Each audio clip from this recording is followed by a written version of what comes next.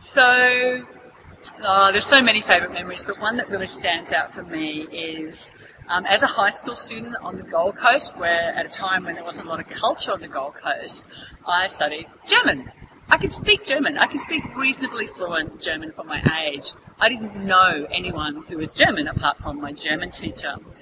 I didn't get to visit Germany until my mid-20s, and so I jumped on a plane. It was very exciting.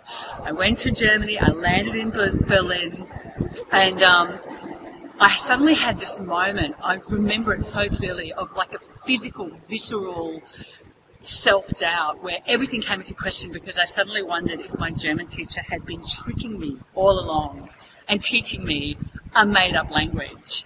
And so the first time that I was actually standing in Berlin, initiating a conversation with a German-speaking person, and it worked, and I had a conversation with them. It was such a profound moment of connection and identity, and just being this little girl from a little place in Australia who had the ability to have international conversations. It's one of my favourite memories.